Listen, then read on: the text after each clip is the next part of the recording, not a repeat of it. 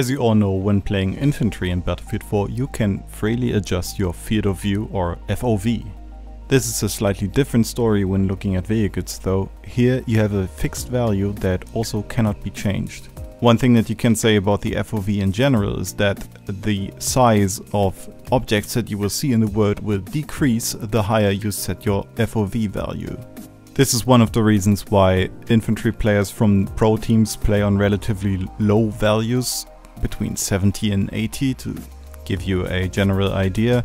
And when looking at sniper rifle scopes, that is basically the same thing that they're doing there, decreasing the FOV value to give you the zoom effect. Moreover, FOV settings also have an influence on the perceived speed of the game. The higher your FOV settings are, the more objects are displayed on the screen and therefore the game will feel faster. This also can lead to problems where players do not actually compute all the information that the high FOV provides them, so they simply overlook minute details, for example players that are head glitching behind cover and they cross streets or behave more or less mindlessly in situations where they really should have paid more attention. By lowering your FOV, you really force yourself to check left and right before you move to the next position. And since the FOV is really low when using the TV missile, we would like to share some tricks with you that allow you to alter that.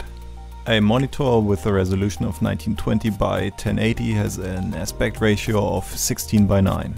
Compared to a monitor with a 4:3 aspect ratio, this is commonly referred to as a widescreen.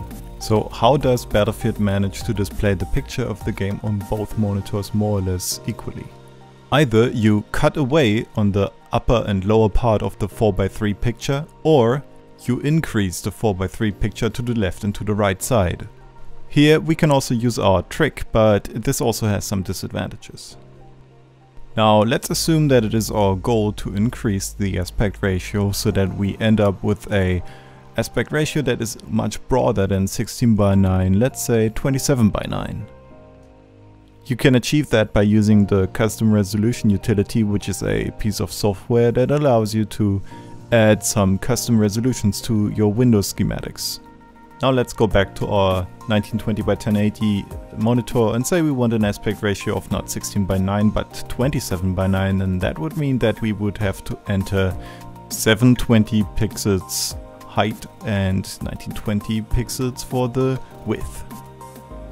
You will enter those values in the software, and after restarting Windows you will find that option in your Windows menu. Partly it seems as if DICE would have foreseen such tweaking and therefore have added frames for some vehicle cameras that do not allow you to see beyond that borderline. But if you actually use one of the optics like zoom, thermal or IR&V by pressing the right mouse button, this frame will actually disappear. Looking at our starting example, the TV missile, where you also have such a frame, but in the TV missile the frame will kind of flicker or gutter. This will make it easier for you to lead shots on fast moving objects like jets, for example.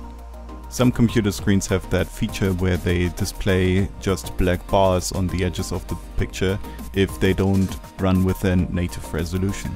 In that case, the picture will be undistorted.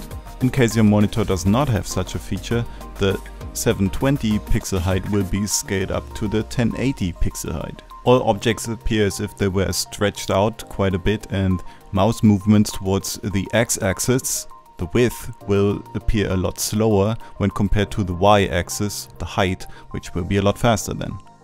You can either just get used to the different mouse behavior, or you can do something against the different mouse sensitivities. With a lot of mouse driver softwares, you have the option of setting different sensitivities to the axis. For example, you can tone down the sensitivity in the x-axis and just leave it for the y-axis.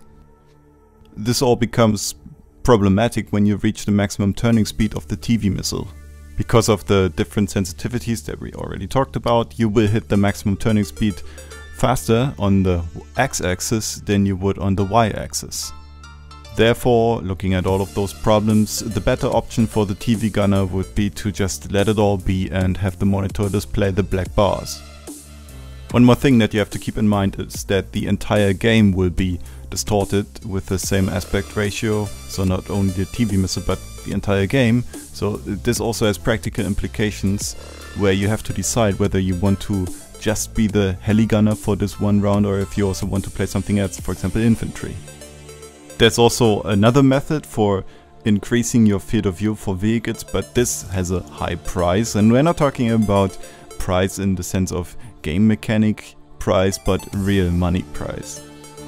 If you have 3 displays, you can divide up the picture amongst those 3 displays and will not have any distortions of the aspect ratio as you have with all the other methods that we presented so far. What you need for this is firstly 3 displays that are more or less the same. The next thing that you need is a pretty high budget for your hobby, simply because the need for a good PC increases dramatically when you try to feed 3 displays at the same time. Looking at it from the enthusiast perspective, this method is surely the best, but also the most expensive one. We've been able to gather some experience with the last method of using 3 monitors. Here, especially when TV gunning, it really puts you into an advantageous position over other players.